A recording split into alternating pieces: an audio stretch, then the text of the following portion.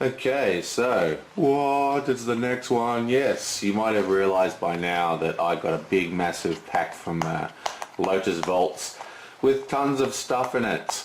It has tons of stuff and lots of cards for me to play with. See, look, I'm not tearing it this time, guys. You happy now?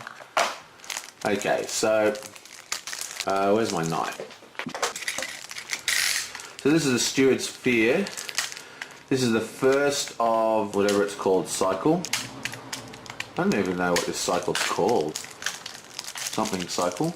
I can't open this stupid thing. I want to open it, but you don't want to break your cards. There we go. Okay, so start off with the new hero. Zoom in. Okay, so he is an 8 threat. Now that's the kind of threat I like. 1114, meh, ranged, awesome. I mean, not very good for solo play, but ranged and sentinel are just out of control good. I mean, if you're doing multiplayer, I mean, that's one of the first things you look for, ranged and sentinel. You may use resources from Huraloon, whatever, the Fair's resource pool to pay for outland ally cards of any sphere. Okay, so he's obviously a pretty good card. Zoom out a little bit. As a hero, he's not really that good. What he basically is a resource gen. You know, he's basically like a resource gen. Instead of having to draw a card, like a song or some kind of card that allows you to cast extra resources, he just does that automatically, but only for Outland cards. But Outlands is probably a pretty powerful archetype apart from what I've heard. I have not yet had a chance to play with it. But yeah, I mean, he doesn't really fill me with much interest. I mean, he does have range, but he's only got one attack, so I don't know. Whatever. He's a big whatever in my book. Okay, so next we have Warrior of Losenark. Each Outland character you control gets +1 defense. Okay, well that is very, very cool. Now remember, he counts himself, so he's actually got 2 defense, so he's a very good card.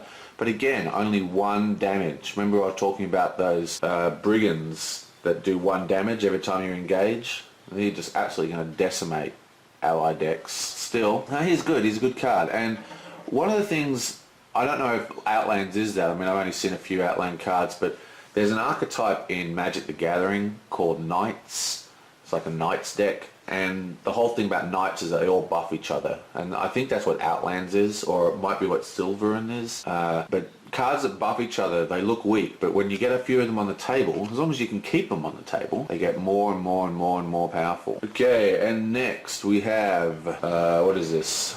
Gaining Strength. Discard 2 resources from your hero's resource pool and add 3 resource to that hero's resource pool. What a weird card. Discard 2 resources from your hero's resource pool and add 3 resources to that hero's resource pool. So what you're doing is you're gaining 1 resource for 0 cost. Yeah, that's good. I'm not quite sure why it's saying discard and then add. Maybe there are cards in this set or cards later on that they're planning to make that key off when you gain resources. Like every time you gain a resource, do this, and then it would matter. But weird card. It's weird that, I mean, it's gain 1 resource, but it tells you to remove 2 and gain 3. Not quite sure why. What else have we got here? Notes of the Swan. Each Outland character you control gets +1 attack. Okay, there is another buffing card. So remember, he buffs himself, so if we got 2 of these guys out, oh, he was 0/0/0. Wow, he really needs buffing. But again, 1 health. Very, very susceptible to be taken out. What's this card do? Attached to a hero. Restricted. Limit 1 per hero. Attached hero gets +1 defense, +2 instead if it has the Gondor trait. Okay, awesome. I do like this a lot. I like that it keys off Gondor. I think that's cool. It's kind of like the Dwarven Axe except for a shield. But one of the cool things is a very staple card that everyone really uses is Steward of Gondor. Now, Steward of Gondor is a resource gen card and it can be placed upon anybody, but it gives everyone the Gondor trait, which means that the fact that this keys off Gondor shouldn't really affect your deck building choices, because you can plan for Steward of Gondor to carry that trait for you. Okay, what's this one? Ooh, something new. Eat the Swordsman. Each Outland character you get gains +1. Well, this is definitely the Knights of this set. 1/1/1. Okay, and of course he buffs himself, so he's actually a 2/2 quester. That's pretty damn good for 2 questing. Okay, so yeah, not a lot to say about it, but Outlands, yeah, if you can keep your men alive, pretty powerful. What else have we got here? Attached to a hero. Attached hero gets 1 hit point for each artifact attachment attached to it. If attached to Aragon, he also gains lore. Okay, well that is awesome. Lore being, in my opinion, one of the best spheres in the entire game. It's got the card draw, it's got the healing, it's got Burning Brand, it's just got so many good cards in it. And yeah. So what's interesting about this though, it is a spirit. So this is a spirit that makes a leadership a lore, okay? Is that making sense to you? So you can see the tricolour deck forming here. You have, say, 2 spirits in Aragon, you know, and then you cast this, and then you've also got lore resources. Interesting. The fact that it's cast off spirit makes it a little less cool, but and there is actually a lore Aragon to begin with that you could use. Still, kind of like this. The +1 hit point is neither there nor here for me. I don't really care about that. What's this guy? Anaphalis Herdsman. Each Outland character you control gets +1 hit point. Okay, now this is a beast. This is a beast. This card is okay. Outland is looking a lot better now. So now all those guys we showed before, and even that +4 defense guy I loved from Heirs of Monuer, or he was Gondor actually. Well, whatever. But +1. I mean, this is everyone's +2 now. That just gives them that little bit of ability to survive craziness, you know, and let you get your healing happening. I just think, I've forgotten the name of him, but there's a lore healer. He came out and he actually heals 1 damage off any character on refresh. It's got a picture of an old man in it, and him and this guy are going to make Outland decks work. So this is like a key card for making the Outland deck function, because it adds the extra hit point, which makes it a little less susceptible to just wipeouts, any like 1-point wipeouts. Especially like that Brigands card that I hate. Excellent card. Excellent card. What else we got? Mithrandir's Advice. Draw 1 card for each hero you control with a printed lore resource icon. Yeah, I mean, that's good. So it keys off printed, so songs aren't going to help you. So, yeah, I mean, it's alright. I mean, you get a maximum of 3. Again, it's maybe for trying to force mono sphere, but there are a lot better card draw options, in my opinion, than this guy. So I don't think I'd be using that. What else have we got? A Good Harvest. Action. Name a sphere. Until the end of the phase, you can spend resources of any sphere when playing cards that belong to the name sphere. Name a sphere. Until the end of the phase, you can spend resources of any sphere when playing... Okay, so pretty weirdly worded, but what this is saying is you name a sphere and then your resources can be spent by any sphere to... So I have Spirit and Leadership. I go Tactics. I name Tactics, and then either Spirit or Leadership can pay for Tactics. So this is an interesting card. Now, you might instantly think, well, this is a tricolour, this is a dual colour card, and obviously it is for playing multicoloured decks. But the thing is, this can also be used for mana smoothing. So, you know, like say you've got 2 spirits and a tactics hero, and you're saving up for, you know, you want to cast, I don't know, like a Northern Tracker, which is 4-cost spirit. Even though you got 2 spirit cards, you could use this card, and it is neutral, by the way. See, it's neutral. So you could use this to just get those extra resources off your other heroes. So I really think this should be used as a way of smoothing your mana curve, you know, and getting your resources, you know, the right number of resources, not for thinking, well, I can put this card in and that means that I can splash heavily into another colour. This is just to make dual colour decks, and I reckon the best way to use this was to have dual colour decks and then just use it to basically, like, you know that something gift, there's a card for Leadership. I'm still pretty rusty, I haven't got all the cards memorized again, but there's a card for Leadership which allows you to transfer resources from one Leadership hero to another hero. This card is exactly the same thing except way better, okay? So you use it in the same way by just moving your resources around is what you're basically doing. Still, very good card, and I think that'll be going in most decks that require heavy mana requirements will probably need to run this card. Alright, and that's it. That's it for the player cards. Ooh, that's so quick compared to doing the big boxes. Now let's have a look at the monsters, but first let's pull the quest out. Okay, so Conspiracy, the Steward Spear. What? Oh, that's 1B. Okay, more sense. Okay, so it takes Brigands, Streets of Gondor, and the new one. So Brigands is the one that I really dislike. Conspiracy! Even as foes mass from without, the Steward of Mirith Tirith fears there are enemies within. You have been asked to investigate the possibility of a conspiracy within the White City. Create the Underworld deck. Remove Roots of Morlun from the encounter deck and set it aside out of play. Shuffle the villain cards and randomly set one aside out of play. Then look at it without looking at it. Remove the other from the game. Repeat until with all the plot cards. Okay, well that's quite interesting. So what have we got here? We have a villain. We've got 3 villain cards. So this is interesting. So this is like there's a different boss every time you play this quest. You don't know which one of these bosses you're going to fight. They're all quite different. 5, 3, 3, 2, 7. They've all got different when revealed effects. So let's have a look at these villains. We have the Hand of Kalmasar or whatever. Ooh, he's all dark and in the shadows.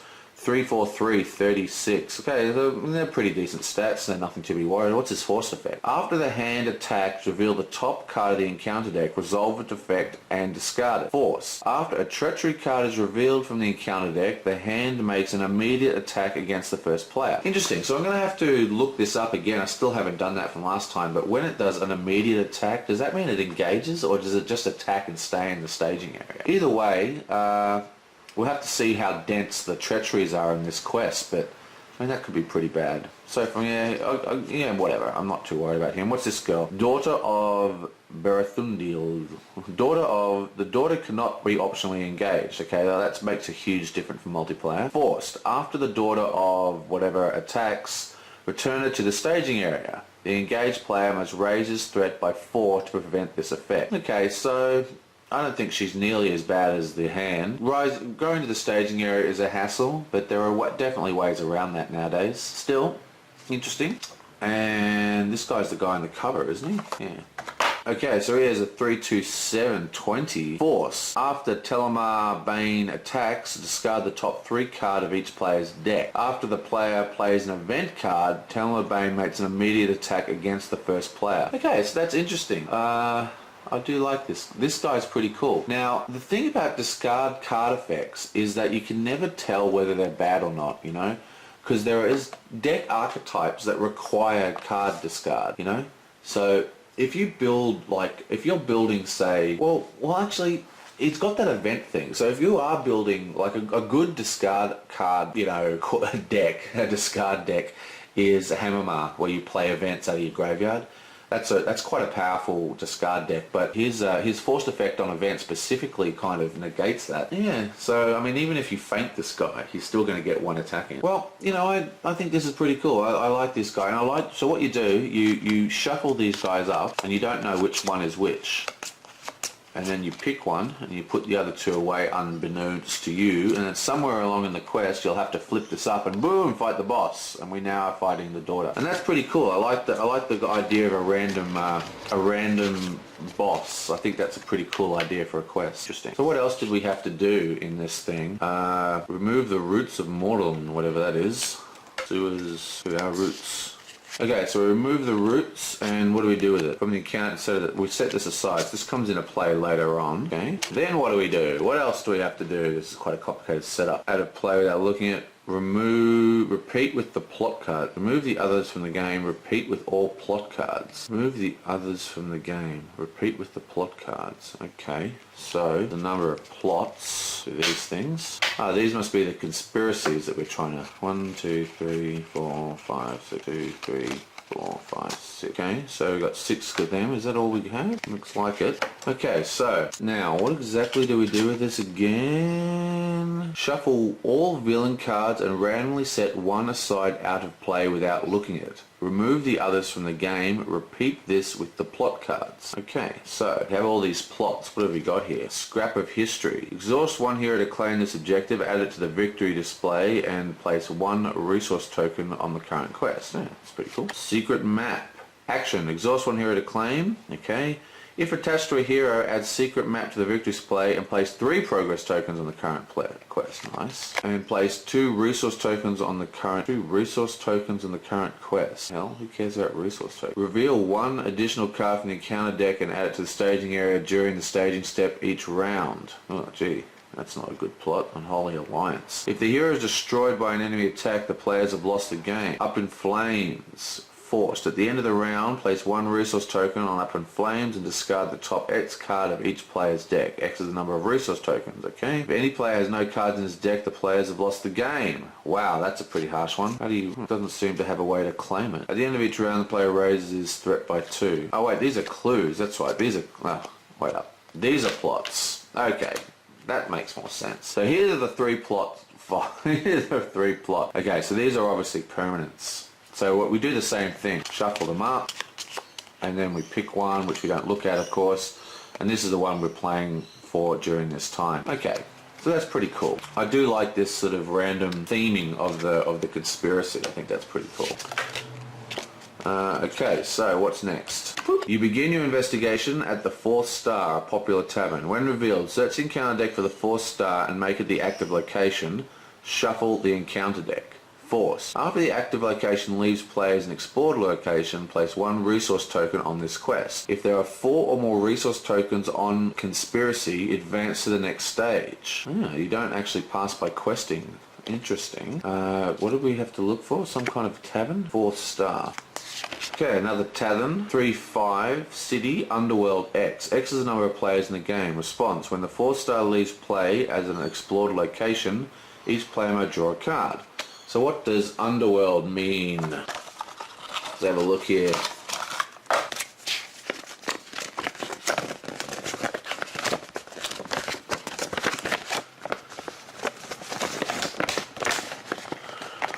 Underworld. The hero is thrown to uncover blah blah blah to represent blah blah blah. When a location with the underworld keyword enters play, take cards from the top of the underworld deck equal to the specific number and stack them face down underneath that location. When a location leaves play, any face down cards stacked underneath that location are revealed one at a time and added to the staging area. If a card from the underworld deck would be discarded, it is placed in the encounter deck discard pile. What the hell's the underworld deck? Did I miss something in this quest? What the hell's the underworld deck? Create the underworld deck. Oh, okay, what's the underworld deck?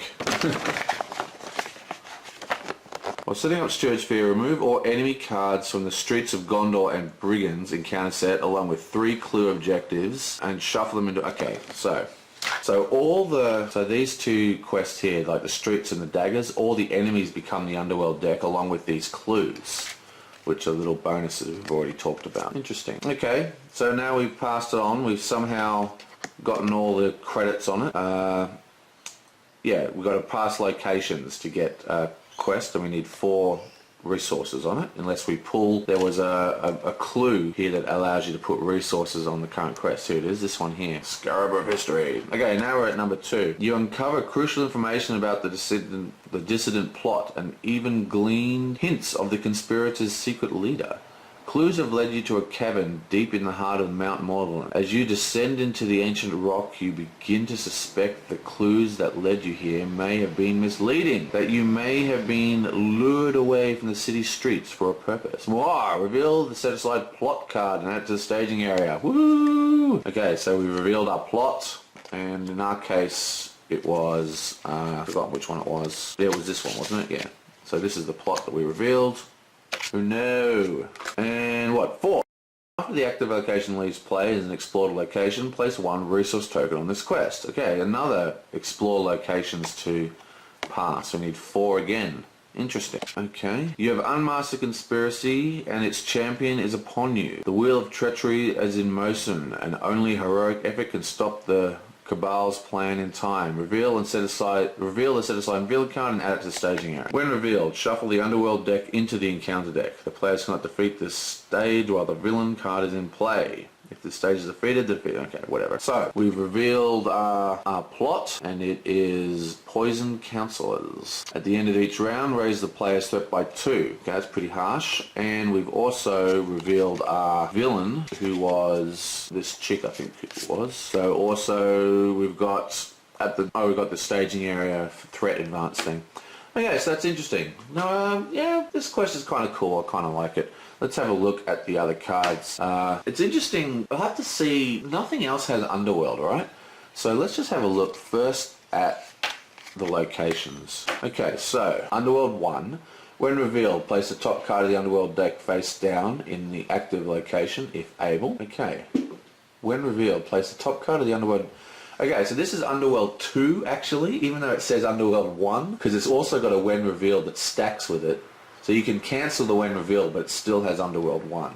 Okay, so that's pretty cool. So it's 1, 2, 3 of them. Okay, another Underworld 1, 2, 2. These are easy to quest by. Attacking enemy gets +1 attack for Shadow. Interesting. The Storehouse. 4, 4. Underworld 2. After the House of the Dead becomes an active location, exhaust all characters. Wow, that one's pretty harsh. And that's pretty much it for Underworld locations. So 1, 2, 3, 4, 5, 6 cards out of the entire encounter deck have Underworld on. That's not many. So the Underworld deck is not going to be a huge problem, I don't think. But of course, we have to use the Underworld deck if we're going to advance, because the only way... Oh, big pun. The only way to advance these bloody cards is to clear locations and get resource tokens onto the main quest. Still, it's any location, not just Underworld location. So I wouldn't be too worried about... I mean, we shuffle all the enemies in the third quest, so that could become quite dangerous. But until then, you know, we don't have a lot to worry about. So let's have Unwelcome Discovery. Surge. When revealed, reveal 1 card from the Underworld deck and add it to the staging area. If it is a clue card, discard it instead. Okay, well this is a pretty harsh card. 1, it has Surge. 2, it adds something to the staging area. And if it's a good thing, it discards it. So that's nothing but badness. What else we got? Lots of treacheries, I'd imagine, in this one, because it is a conspiracy. A knife in the back! When revealed, randomly select 1 ally controlled by the first player, if able. The first player deals X damage to one of his heroes, where X is the attack of the ally. Then discard the ally. If no ally is discarded by this effect, the knife gains Surge. Okay, pretty harsh. So it takes your ally, it takes your worst ally's attack and uses it against you. I mean, if you have any kind of utility cards in your ally deck, you're probably going to have 0 attack allies. So I wouldn't worry too much about this one. I mean, obviously it can be bad. The bad thing is that it discards your ally, and if it doesn't, it gains Surge. So yeah, I mean, this is not too bad, but not lovely. I can see that being a little bit annoying. Okay, another treachery. False lead. When revealed, end the quest without resolving the quest. Okay, so, end the quest without resolving the quest. This sounds like a really good one. I like this. So basically, the quest isn't resolved, so you don't lose or pass, so there's no threat gain. It's like getting an even questing number. I don't see how that's a bad thing at all. Just slows down the whole game by a turn, I guess. If this attack destroys a character, remove all tokens from the current quest. Okay, well, the shadow effect is far worse than the when revealed effect. It does have some baddies in it. Underworld Dissidents gets +1 for each underworld location in play. Okay. Again, there's only like 6 of those cards in the whole deck, so I'm not too worried about that. Oh, there's quite a lot of this guy. Wow, there's 5 of them. Was that 5? 1, 2, 3, 4, 5. Yeah, there's almost as many of these as there are locations with Underworld on it. Okay, so this quest is interesting. I think it's it's got some cool stuff in it. I like the fact that it's got like a boss system, you know, you don't know which, you know, it's got more replayability than most. I mean, most replayability in this game is based upon trying different decks on the same scenario. But now we actually have a scenario that has I mean, there's a few quests that have differencing in their scenarios, but this is one of those quests where they put some effort into trying to give it a bit of life, you know, you're uncovering something, you know, and that's kind of cool. It's not just we know it's coming. Like, there is a bit of mystery in this quest, and that's really cool and thematic. So I like that. But having the second deck and all that kind of stuff, I mean, that sounds a little bit weird to me. It's like there's only, I mean, let me just count them again. There's only 1, 2, 3, 4, 5, 6, 7, 8. Okay, so there's eight locations in the entire encounter deck, and that's including, remember, there's another 2 encounter decks to go with this. So the Underworld doesn't really scare me at this point. The Underworld deck, it's going to be more scary when it gets shuffled in. Obviously, we're going to see the effect go off, but you know, the thing is, we've got to clear locations to. Like, it's not questing power you want in this, you want location clearing. So some weird cards that you don't usually play, like say the Scout that adds progress tokens to the active location. That might become a card you want to play in this. Interesting. So let me pick out my favorites. Okay, so my favorite player card is without a doubt this guy. This is the card that's going to allow the Outland deck to function. Like, that +1 damage is just going to make a huge difference, and I think everyone should be using this. I think is the best of the encounter deck cards. It's got a huge amount of stuff going on it. It's got Surge for starters. It has a when revealed effect to reveal card from the encounter deck and add it to the staging area, so it's got a guaranteed extra enemy. So it's got Surge, adds an enemy, and if it's a clue, which is something you're looking for, then it discards it. So this is a really, really good encounter card for the encountered set. Now, my favorite art for the player deck is this guy, this Gondor shield thing. I just think this is a really startling image. If you like, it's very, very clear. It bounces out of the page when you flick through all your deck. You know, like especially the encounter deck. You can flick through the encounter deck, and because everything's so dark and we're evil, nasty monsters, it becomes kind of the same. And the player deck isn't like that. The player cards are there's much more activity in them. There's much more stuff going on with the colours. But even so, when you flick through the player deck, you know, because it's so colourful, it can also get a little bit overwhelming. But this card really stands out. Just jumps out of their hand at you. It's such a nice, strong shapes. And it's got the big logo, and yeah, I just think it's a really nicely drawn card. And my favourite drawing for the encounter set is this guy here. Now he is, let me hold up a little closer so you can see it better. What I like about this one is I just love the imagination on the armour here. It's really, really, really good. It's like one of those ancient, dramatic face masks or something. But still, I just think it's really cool. I like imaginative armour in my fantasy, and that qualifies. So they're my favourite cards in the set, and that is the Steward's Fear, and I will see you next time.